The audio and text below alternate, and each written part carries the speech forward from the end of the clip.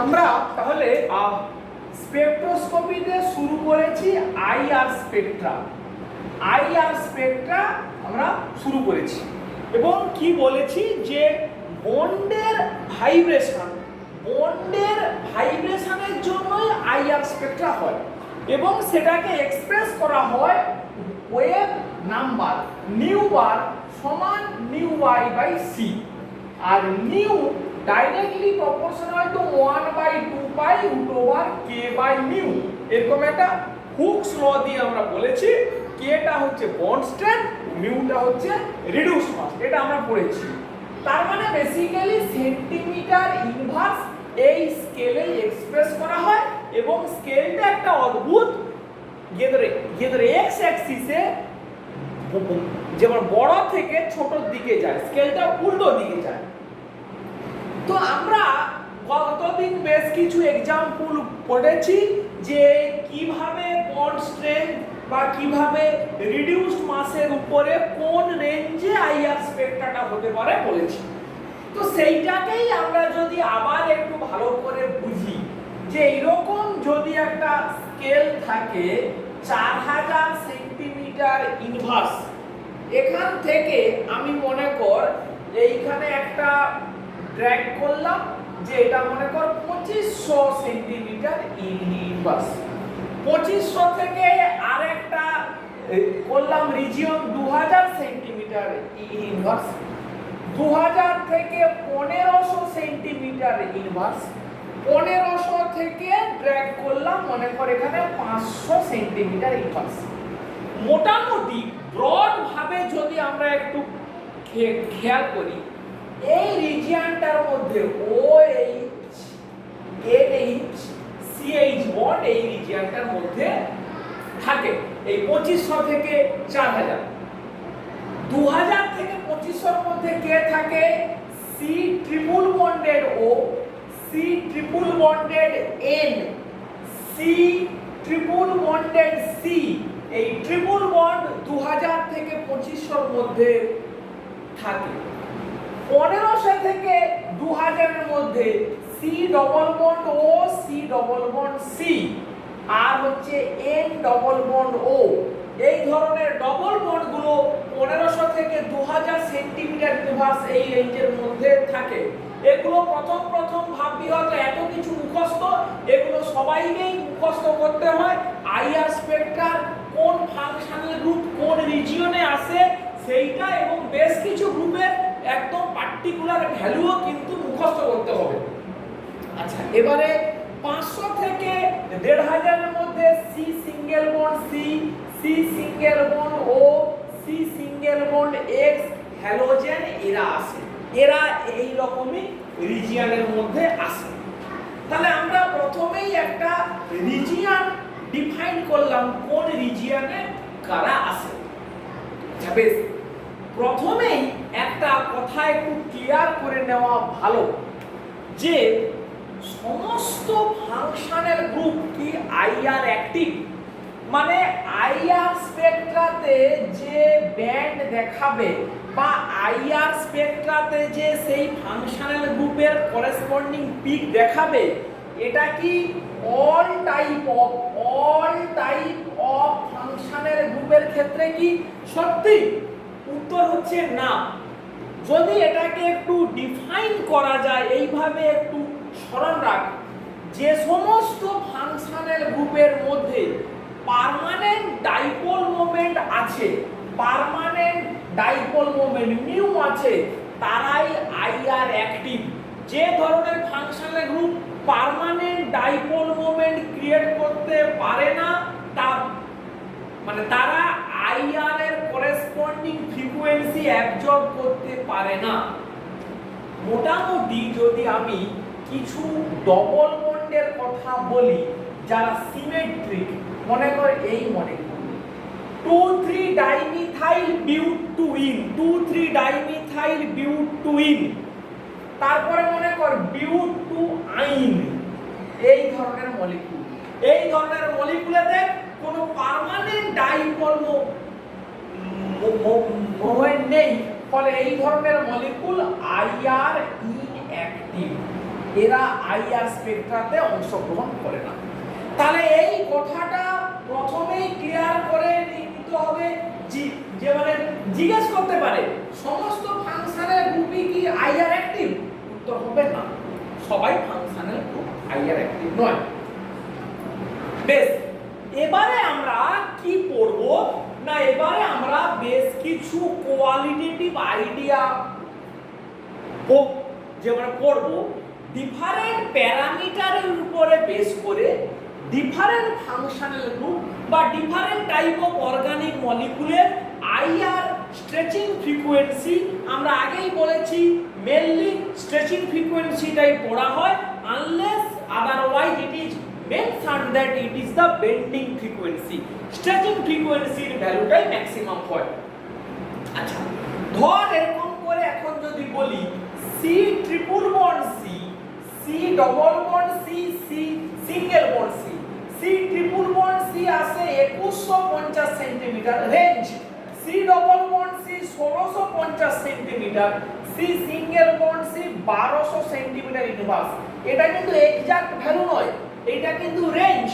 তাহলে কি হচ্ছে না, যত যাচ্ছি এদিকে কে বা বন্ড স্ট্রেন্থ ডিক্রিজ করছে, ট্রিপল বন্ড থেকে ডবল বন্ড থেকে সিঙ্গেল বন্ড, তাই নিউ বার বা আইআর স্ট্রেচিং ফ্রিকোয়েন্সিও ডিক্রিজ করছে।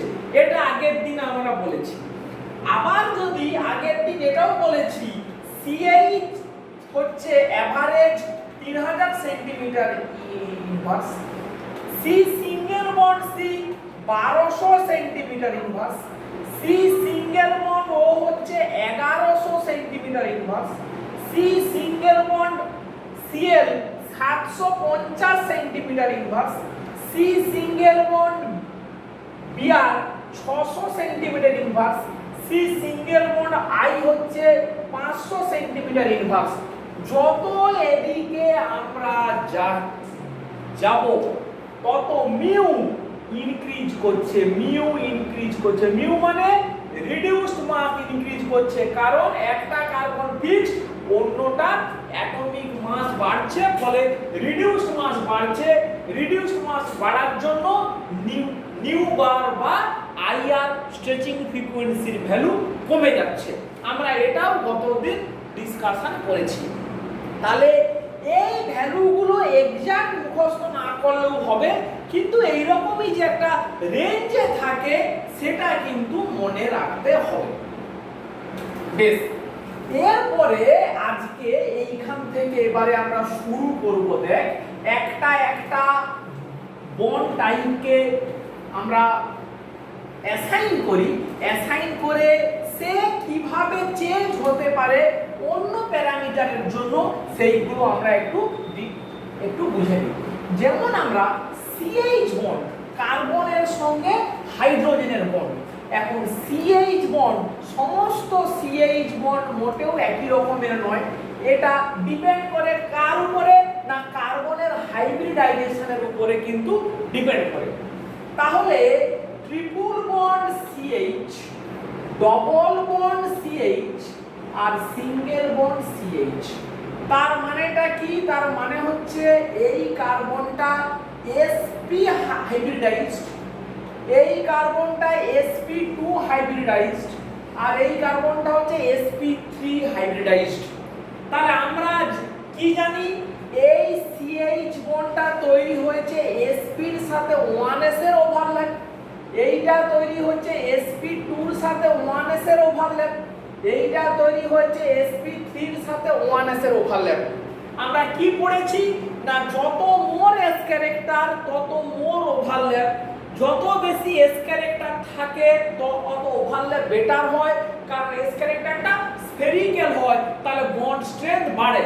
তাহলে আমরা এক্সপেক্ট করতে পারি এই বন্ডটা এই তিনটের মধ্যে সবথেকে স্ট্রঙ্গার আর এইটা হবে সবথেকে উইকার। সত্যি সত্যি দেখ, এই বন্ডটার স্ট্রেচিং ফ্রিকোয়েন্সি হয় এভারেজ 3300 সেন্টিমিটার ইনভার্স, এটার হয় এভারেজ 3100 সেন্টিমিটার ইনভার্স, আর এটার হয় এভারেজ 2900 সেন্টিমিটার ইনভার্স। এইগুলো কিন্তু মাথাতে রাখতে হবে, এইগুলো দেখে কিন্তু বহু কিছু মানে জিনিস কিন্তু করা যায়। বেশ, তাহলে আমরা প্রথম সিএইচ বন্ডের এই ব্যাপারটা বুঝে নিলাম। আচ্ছা বেশ, নেক্সট দেখ, এবারে আমরা আসি অ্যালকোহলের কথায়। অ্যালকোহল আর ফেনল, এই আর ও এইচ আর পিএইচ ওএইচ। এখন এদের ক্ষেত্রে কি হতে পারে, অ্যালকোহল বা ফেনলের ক্ষেত্রে কেসটা কি হতে পারে দেখ, OH বন্ড এটা আর হতে পারে বা pH হতে পারে। it may form hydrogen bond. এই হাইড্রোজেন বন্ড তৈরি করতে পারে, ইন্টারমলিকুলার হাইড্রোজেন বন্ড।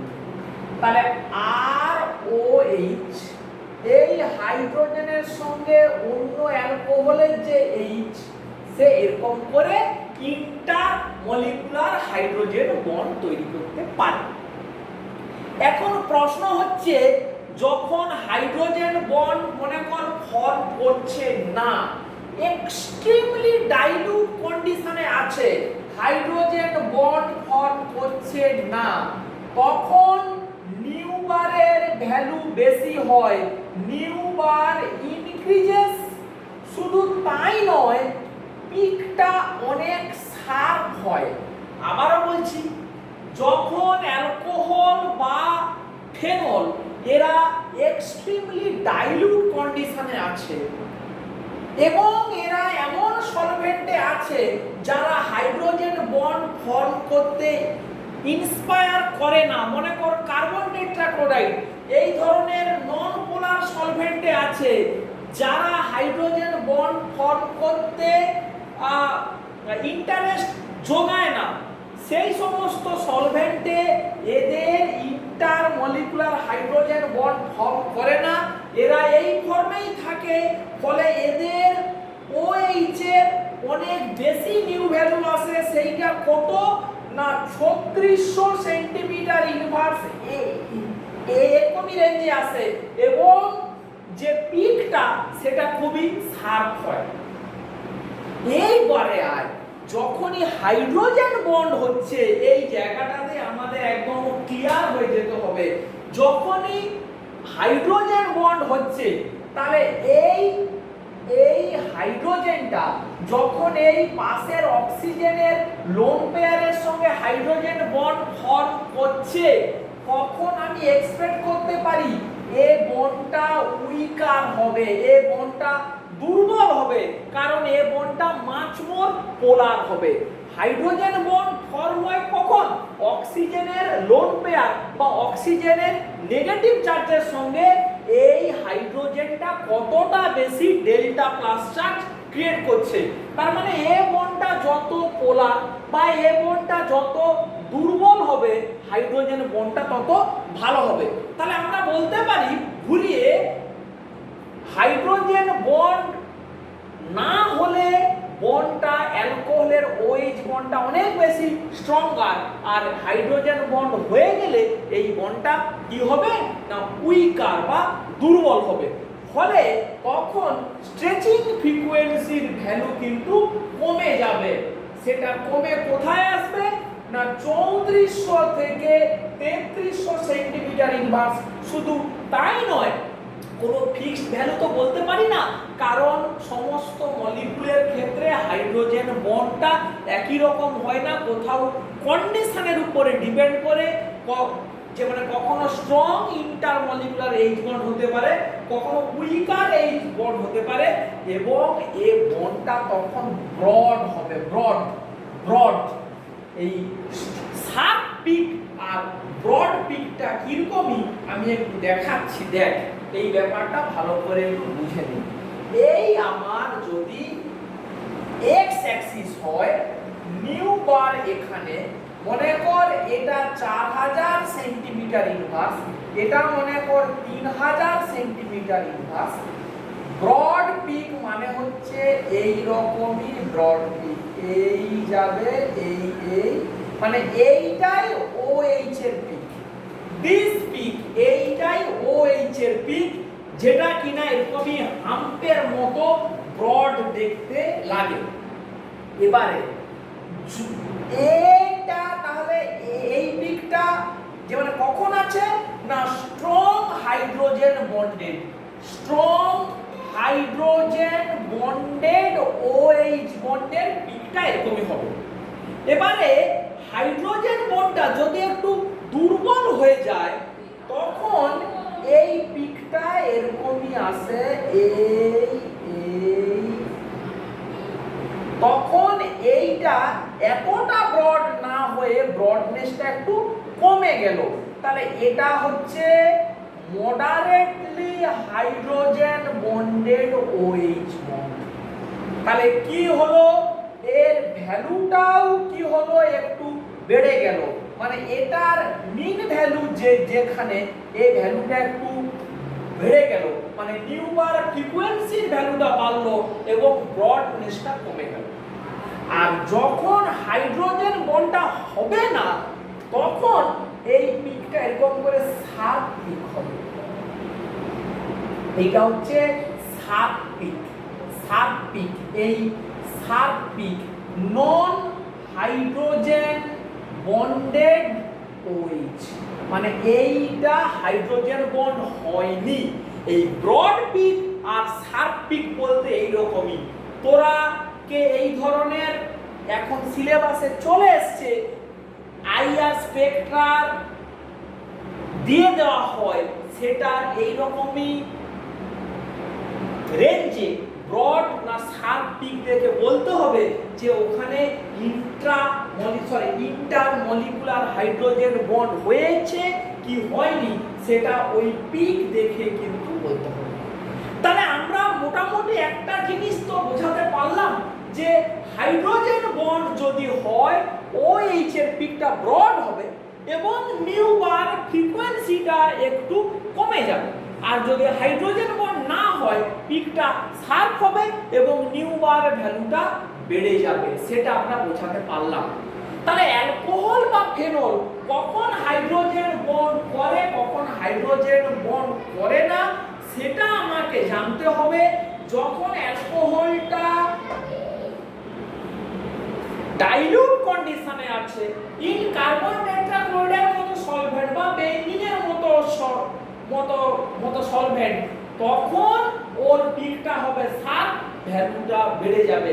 কিন্তু যদি ওটা নিট ফর্মে থাকে, নিট ফর্মে যে এখানে অ্যালকোহল মলিকুলগুলোর মধ্যে ইন্টারমলিকুলার হাইড্রোজেন বন্ড আছে, তখন পিকটা হবে ব্রড এবং নিউবারের ভ্যালুটা 3400 থেকে 3300 সেন্টিমিটারের মধ্যে থাকবে, আর যদি শার্প হয় নন এইচ বন্ডেড তখন সেটা 3600 সেন্টিমিটার ইনভার্সের দিকে চলে যাবে। তাহলে এইটা গেল কি আমাদের অ্যালকোহল বা ফেনলের মধ্যে কথাবার্তা। এইবারে আমরা এই যে ইন্টারমলিকুলার হাইড্রোজেন বন্ডের কথা বললাম, ঠিক একই রকম ভাবে যখন হাইড্রোজেন বন্ডের কথাটা এলো তখন আবার বলা হবে, এখানেই একটু বলে দেওয়া হলো, intramolecular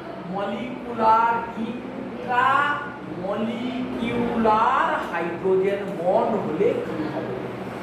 What is the difference? What will be the observation in a IR spectra? By how will you distinguish intramolecular H bond and intermolecular H bond through IR spectra?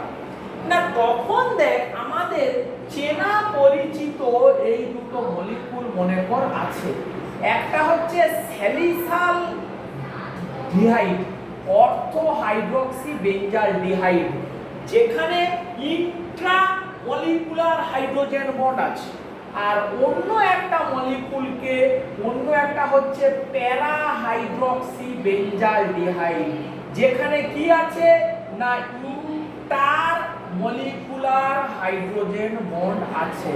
এইভাবে কি আছে সেখানে ইন্টার, তাহলে এটা হচ্ছে ইন্টার আর এটা হচ্ছে Intra. তাহলে এই OH এর যে পিক, এই যে OH এর পিক দুটো ক্ষেত্রে হাইড্রোজেন বন্ড হয়ে আছে। তাহলে আমরা কি এক্সপেক্ট করতে পারি? এই পিকগুলো কি হবে? ব্রড এবং নিউবার ভ্যালু একটু কমের দিকে হবে। এবারে মলিকিউলটাকে যদি ডাইলিউট করা হয় কার্বন টেট্রাক্লোরাইড দিয়ে, CCl4 দিয়ে, ভালো করে চিন্তা করে নে, তাহলে যেটা প্যারাহাইড্রক্সি বেঞ্জালডিহাইড এ কি হবে? ডাইলিউটেড কন্ডিশনে এই হাইড্রোজেন বন্ডটা ব্রেক করবে, হাইড্রোজেন বন্ডটা ব্রেক করবে, আস্তে আস্তে ব্রেক করবে। যত ডাইলিউট করব তত বন্ডটা বেশি বেশি করে ব্রেক করবে। ফলে আইআর স্পেকট্রাতে একটা চেঞ্জ আসবে। কি চেঞ্জ আসবে না, বন্ড আইআর স্পেকট্রাতে ছিল ব্রড, সেই ব্রডনেসটা আস্তে আস্তে কমে আস্তে আস্তে শার্পের দিকে যা যাবে। নিউবার ভ্যালুটা কি হবে? ইনক্রিজ করতে থাকবে, আস্তে আস্তে ইনক্রিজ করবে। মানে যত হাইড্রোজেন বন্ডটা দুর্বল হবে তত ব্রড থেকে আস্তে আস্তে শার্পের দিকে যাবে। কিন্তু ইন্ট্রামলিকুলার এইচ বন্ড যে কিনা অর্থো হাইড্রক্সি বেঞ্জালডিহাইডে আছে, আমরা কি জানি? একে ডাইলিউট করলে ইন্ট্রামলিকুলার হাইড্রোজেন বন্ডের উপরে কোনো প্রভাব পড়বে না। There will be no effect of dilution on intramolecular H bond. ফলে ওর আইআর স্পেকট্রার নেচারের কোনো চেঞ্জ হবে না। যেমন ব্রড পিক ছিল তেমন ব্রড পিকই থাকবে এবং নিউবারের যে ভ্যালু ছিল সেটা মোটেই ইনক্রিজ করবে না, সেটা যেরকম জায়গাতে ছিল। মোরলেস সামান্য ইতর বিশেষ 5-10 সেন্টিমিটার ইনভার্স কমতে বাড়তে পারে, কিন্তু অ্যাব্রাপ্টলি, ড্রাস্টিক্যালি বা সিগনিফিক্যান্টলি কোনো চেঞ্জ হবে না।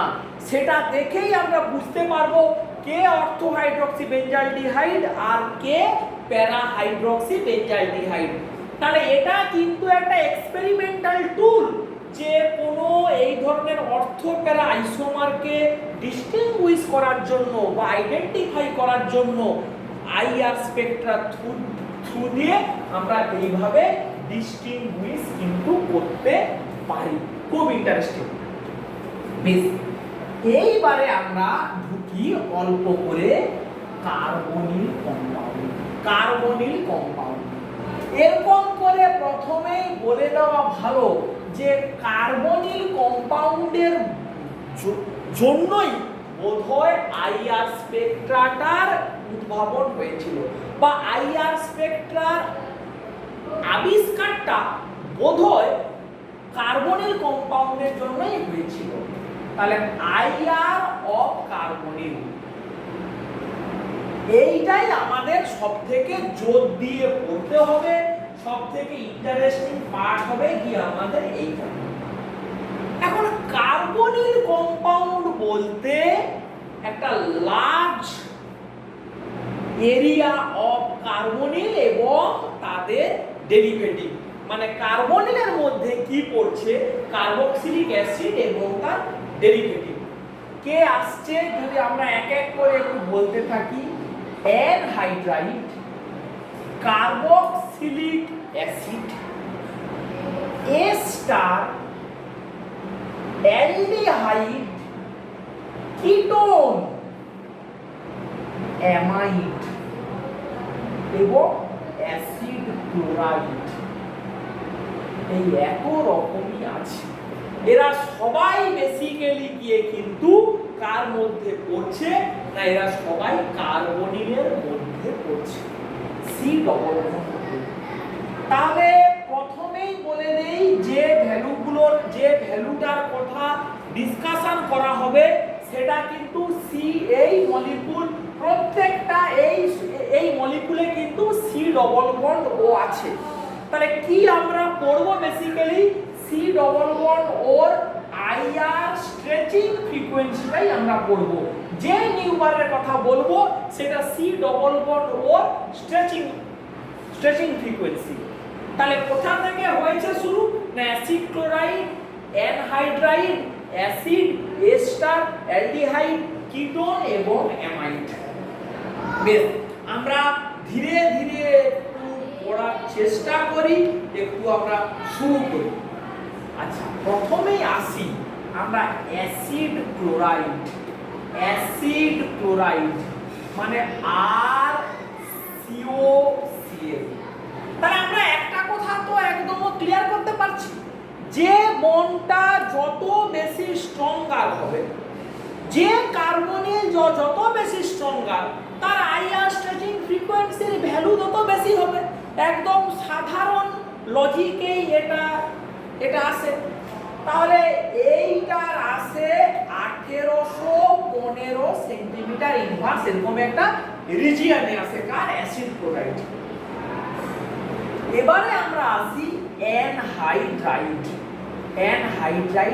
1 বলে লিখি, অ্যানহাইড্রাইড 1 1800 থেকে 1810 সেন্টিমিটার ইনভার্স। আর COR এই হচ্ছে গিয়ে অ্যানহাইড্রাইড। কেন লিখছি 1 একটু পরের দিকে আসবো, তাহলে আপাতত এইটা জেনে রাখি। তারপরে আমরা আসি অ্যাসিড 1800 সেন্টিমিটার ইনভার্স, আর COOH অ্যাসিড। তারপরে আমরা আসি A স্টার আর COOR 1735 সেন্টিমিটার ইনভার্স, ভ্যালুটা দিয়ে রাখছি 1735 A স্টার। তারপরে অ্যালডিহাইড আর COOH aldehyde 1725 centimetre A star aldehyde. তারপরে আসবে গিয়ে কিটোন 1715 সেন্টিমিটার ইনভার্স হচ্ছে গিয়ে কিটোন। তারপরে আবার আসি অ্যাসিড 1710, এরকমই একটা রেঞ্জের কথা বলি। অ্যাসিড তাহলে 2, অ্যাসিড 1। তারপরে আসি অ্যামাইড 1685 সেন্টিমিটার ইনভার্স। তাহলে শুরু করেছি কোথা থেকে, এই 1685 বা 1680 রেঞ্জে আসি। তাহলে শুরু করেছি অ্যাসিড ক্লোরাইড থেকে। Acid chloride, anhydride, acid, ester, aldehyde, ketone, acid এবং অ্যামাইড। এই ফাংশনাল গ্রুপ এরা সবাই কার মধ্যে পড়ে? এরা সবাই পড়ে গিয়ে কার্বনিলের মধ্যে পড়ে, এবং যে ভ্যালুগুলোর কথা বললাম এরা সবাই কিন্তু আলফা, বিটা, এরা কিন্তু সবাই কার্বনিলের স্ট্রেচিং ফ্রিকোয়েন্সি, সবাই কিন্তু কার্বনিলের স্ট্রেচিং ফ্রিকোয়েন্সির মধ্যে আসে। আমরা মুছে দিয়ে একদম যে প্যারেন্ট কম্পাউন্ড তাকে নিয়েই আমরা শুরু করি। তারপরে আমরা প্যারেন্ট কম্পাউন্ড ঠান্ডা মাথাতে এটাতে আরো একটা কেন দুটো ক্লাস আমরা কিন্তু নেব, শুধু এই কার্বনিলের ডিফারেন্ট টাইপের বক্তব্য আমরা আস্তে আস্তে ক্লিয়ার করব। তাহলে এই ফাংশনাল গ্রুপটা হচ্ছে C++O R1 R2, একটা একদম কার্বনিল কম্পাউন্ড, মানে প্যারেন্ট কার্বনিল বা বলতে পারি কিটোনিক কার্বনিল। এর বেস ভ্যালু মানে এর 1715 সেন্টিমিটার ইনভার্সের মধ্যে আসে। এবারে এটাকে চেঞ্জ করে যদি অ্যালডিহাইড করি সেটা আসে 1725 সেন্টিমিটার ইনভার্স। এটাকে যদি চেঞ্জ করে এস্টার করি C++OOR 1735 সেন্টিমিটার ইনভার্স। হোয়ারেজ যদি এটাকে চেঞ্জ করে অ্যামাইড করা হয় তখন কমে দাঁড়ায় কত, 1680 সেন্টিমিটার ইনভার্স। তাহলে মেইনলি কার্বনিলের আমরা এই রিজিয়নটাতেই খেলবো, মানে কার্বনিলের এই চেঞ্জগুলোকে আমরা আজকে একটু ডিসকাশন করার চেষ্টা করব। তারপরে পরে আমরা কার্বক্সিলিক অ্যাসিড আর গিয়ে তোর অ্যানহাইড্রাইডকে নিয়ে কথা বলবো। তাহলে এটাকে স্ট্যান্ডার্ড আমাদের ধরতে হবে। কার্বনিল, এই পিওর কার্বনিল যেখানে আর কিছু নেই তা আমরা ওকে স্ট্যান্ডার্ড হিসাবে ধরব। ধরে প্রথমে বিচার করি যে কার্বনিলের থেকে অ্যালডিহাইডের ভ্যালুটা একটু বেশি কেন। তাহলে কিটোন থেকে অ্যালডিহাইডের মধ্যে কি চেঞ্জ আছে না, কিটোনে দুটোই অ্যালকিল গ্রুপ, এখানে একটা অ্যালকিল অন্য একটা হাইড্রোজেন। তাহলে আমাকে প্রথমে স্ট্রাকচারের মধ্যে যদি ভালো করে বুঝি যে অ্যালকিল গ্রুপের কি থাকে, প্লাস আই এফেক্ট, মানে ইলেকট্রনকে এদিকে দিতে পারে। তাহলে কার্বনিলের এই যে বন্ড এ সবসময় এদিকে ভাঙার চেষ্টা করছে। তাহলে ভালো করে যদি এরকম করে বুঝি, কার্বনিল, কার্বনের থেকে অক্সিজেন অনেক বেশি ইলেকট্রোনেগেটিভ, তাহলে ও সবসময় এদিকে ভাঙার চেষ্টা করবে ডেল মাইনাস ডেল প্লাস। তাহলে এখন চিন্তা কর, এখানের কোনো এফেক্ট এ বি গ্রুপ আছে, এই গ্রুপগুলোর কোনো এফেক্ট যদি এই বন্ডটাকে আরো ব্রেক করতে সাহায্য করে তাহলে এর স্ট্রেচিং ফ্রিকোয়েন্সি কমবে, আর যদি ব্রেক করতে সাহায্য না করে তাহলে বাড়বে।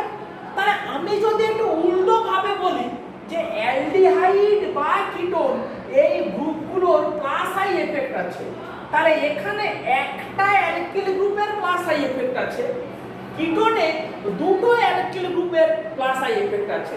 অ্যালকিল গ্রুপের প্লাস আই এফেক্ট মানে কি, সিগমা বন্ডেড ইলেকট্রন পেয়ারটাকে কার্বনের দিকে ঠেলে দেওয়া।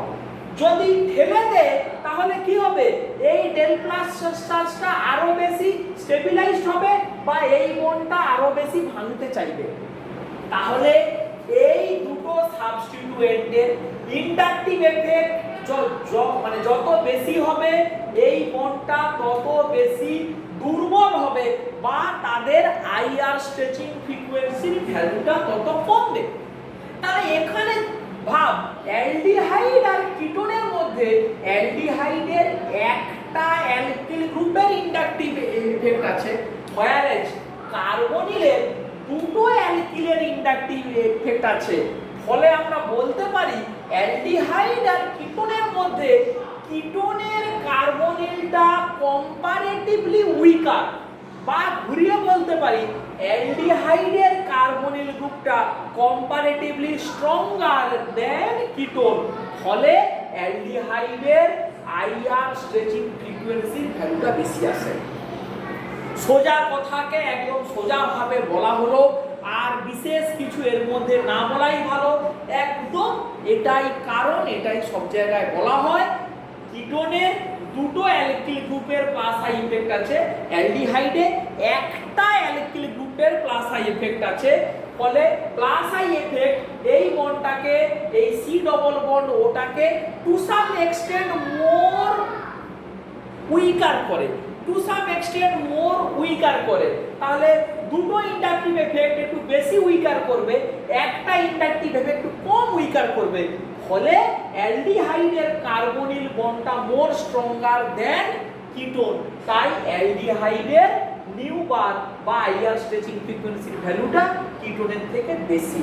নরমালি যখন আর কোনো এফেক্ট নেই, আবার বলছি নরমাল কন্ডিশনে যখন আর কোনো এফেক্ট নেই, মানে ধর এটা পাতি অ্যাসিটোন আর এটা হচ্ছে অ্যাসিটালডিহাইড, এদের মধ্যে কম্পেয়ার করলে অ্যাসিটালডিহাইডের 1725, অ্যাসিটোনের 1715।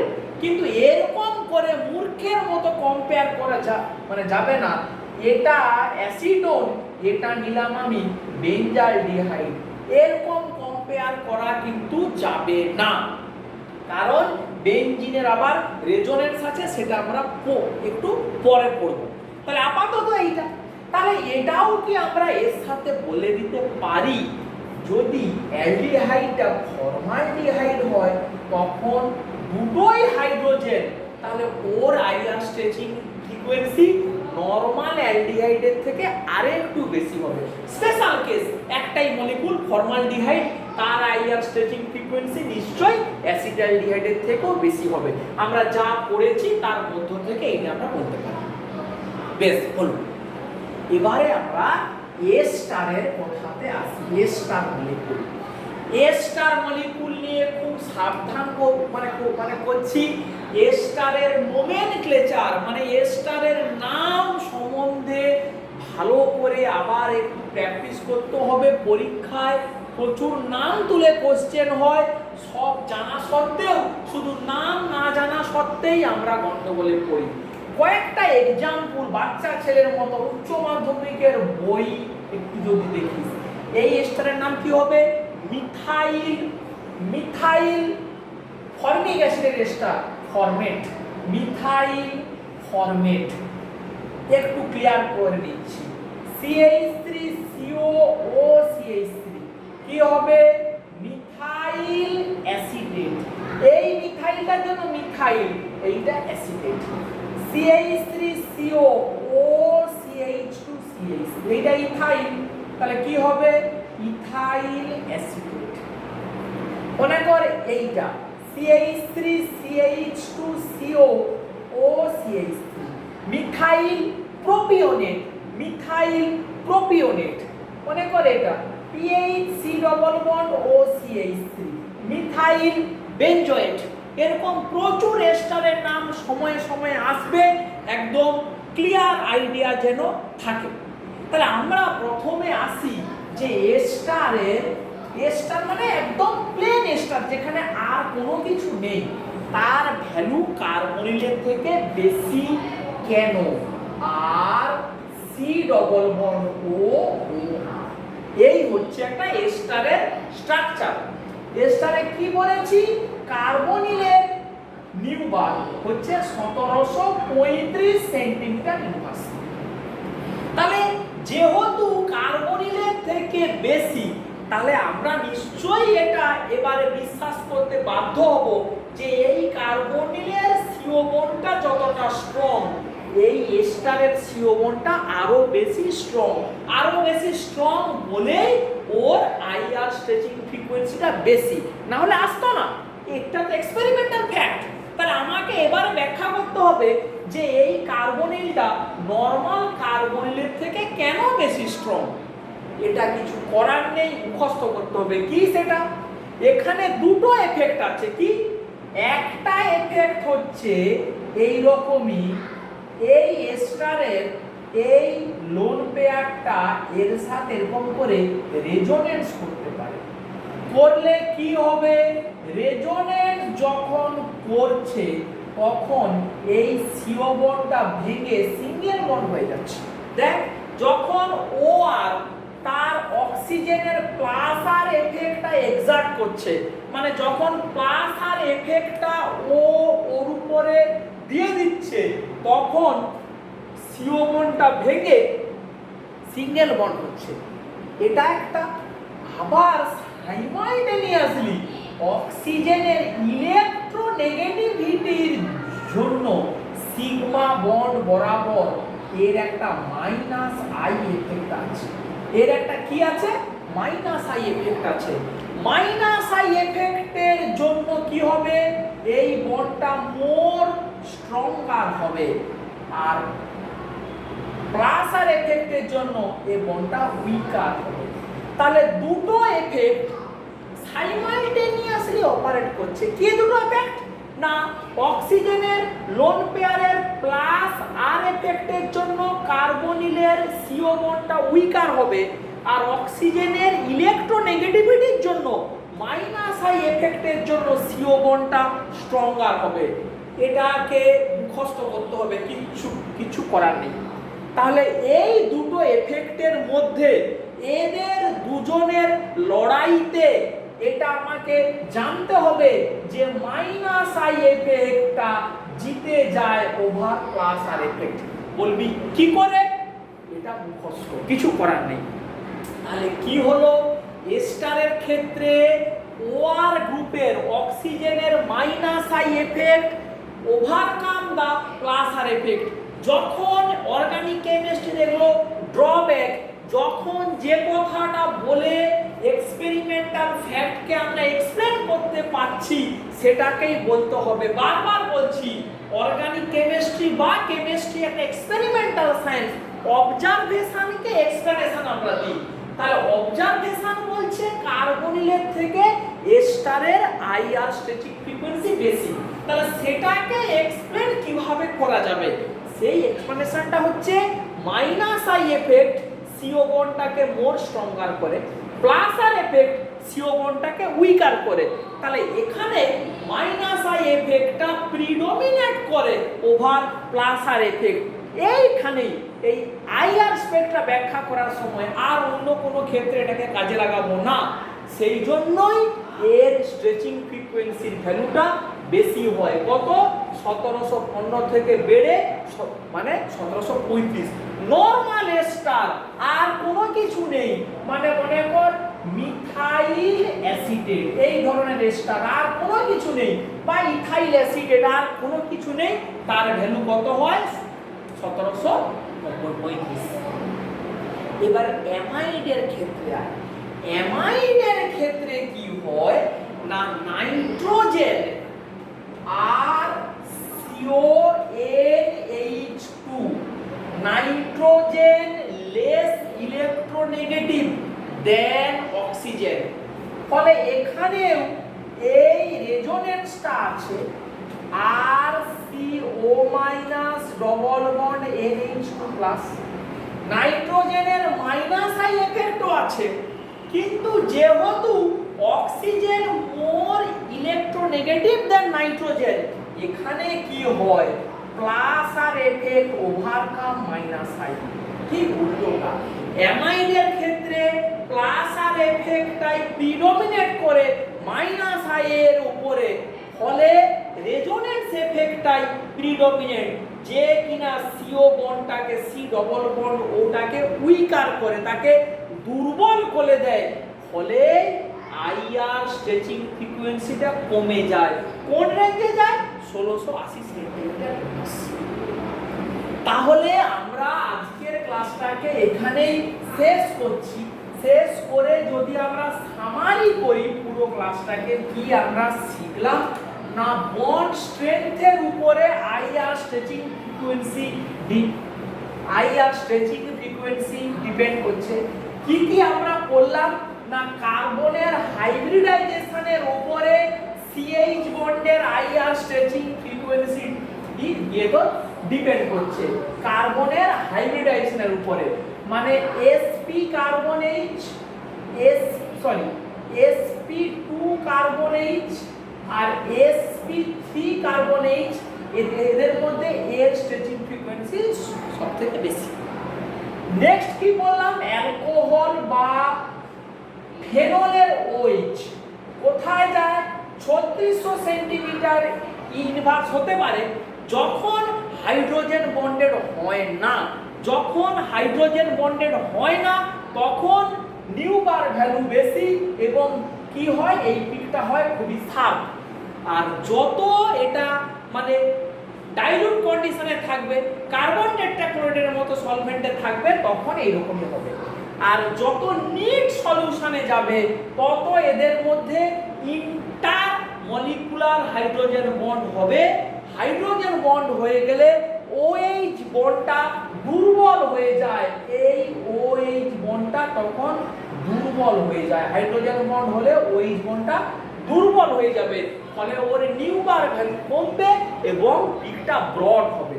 পিকটা কি হবে না, ব্রড হবে। বেশ, এইটা বললাম। নেক্সট আমরা কি বললাম না, ইন্ট্রামলিকুলার H বন্ড এবং ইন্টারমলিকুলার H বন্ডকে ডিফারেন্সিয়েট করতে পারি বাই আইআর স্পেকট্রা, কারণ ডাইলিউশন করলে ইন্টারমলিকুলার H বন্ড ব্রেক করবে, ফলে নিউবার ভ্যালু বাড়বে, পিকটা ব্রড থেকে হবে শার্প। কিন্তু ইন্ট্রামলিকুলার